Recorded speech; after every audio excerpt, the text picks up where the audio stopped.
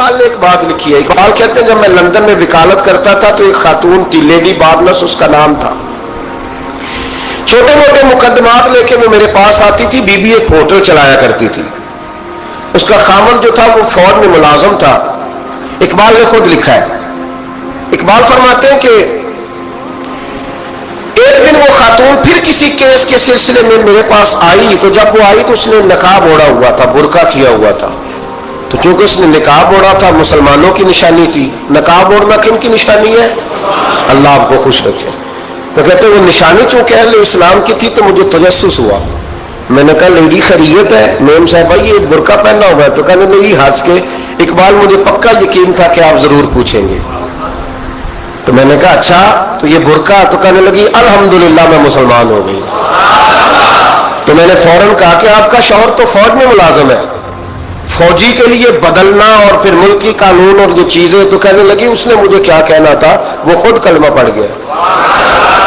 تو کہتی ہے میں اور متجسس ہوا, وہ کیس کی بات کرتی تو میرا تجسس بڑھ گیا. میں نے کہا تو کیس چھوڑ یہ بتا کلمہ کیسے پڑھا؟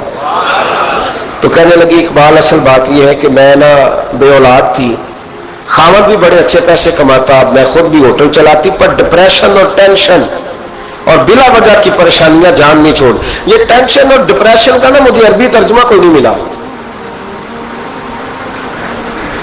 یہ ڈپریشن اور ٹینشن کا نا میں نے تلاش کیا ہے, لیکن مجھے عربی لغت کے اندر ان کے معنی مجھے لگتا ہے کہ اس زمانے میں یہ چیزیں تھی ہی نہیں. ہوتی تو ان کا کوئی نام بھی, یہ آج ہے نا تو اس لیے آج کے زمانے میں نام ہے مفت کا, مفت کی پریشانی. تو کہتی ہے مجھے ٹینشن اور ڈپریشن رہتی تھی ہر وقت, بڑی میں پریشان رہتی تھی. میرے ساتھ ایک عجیب واقعہ ہوا کہ میرے ہوٹل میں نا ایک بابا جی برتن مانجتے تھے, بوڑھے آدمی تھے, 70 سال کے قریب عمر تھی. ان کا ایک بیٹا تھا, ایک بہو تھی, ایک پوتا تھا, لیکن وہ بیچارے بیٹا بیمار رہتا تھا تو لہذا وہ خود مزدوری کرتے. کہتے ایک دن وہ بابا جی میرے پاس آئے, کہنے لگے میم صاحبہ 2-4 دن کی چھٹی چاہیے. تو میں نے کہا خیریت ہے؟ کہنے لگے میڈم میرا بیٹا فوت ہو گیا.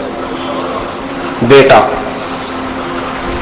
اب وہ پتہ ہے باپ کا جنازہ پڑھنا آسان ہے, بیٹے کا جنازہ اٹھانا بڑا مشکل کام. کہتی ہے میں کچھ لکھ رہی تھی, میرے ہاتھ سے قلم گر گیا. میں نے خود گاڑی بھیجی, بابا جی گاؤں چلے گئے جہاں وہ رہتے تھے. کہتی 2-3 دن کے بعد میں اور میرا شوہر گئے تو رستے میں ہم باتیں کر رہے تھے کہ کیا تعزیت کریں گے. ایک ہی بیٹا تھا, کوئی رشتہ دار بھی نہیں, تو اس کی تو کائنات اجڑ گئی, کن لفظوں سے اسے تعزیت کیا کہیں گے.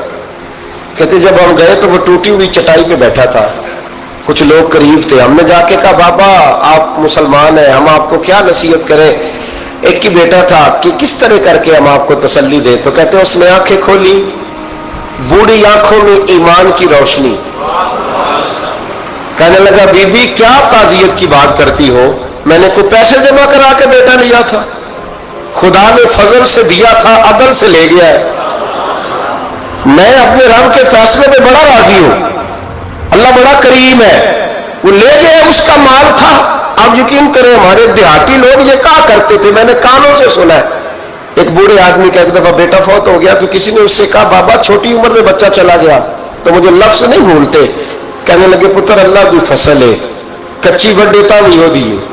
سنے آپ نے بھی کبھی یہ فکر, کچی وڈے تے پکی لے گئے تے تاوی ہے جو ہو دی. تو جب اس کا جی چاہا وہ لے گیا. اللہ اکبر. وہ خاتون کہتی ہے کہ وہ بابا جی سے میں نے کہا کہ چلو آپ 1 مہینے کی چھٹی کر لے. تو کہنے لگا نہیں میڈم میں مسلمان ہوں, مفت کی روٹی نہیں کھاتا, مزدوری کر کے کھاتا ہوں, میں انشاءاللہ 2-3 دن کے بعد کام پہ آ جاؤں گا. کہتے ہیں وہ چند دنوں کے بعد آ گیا.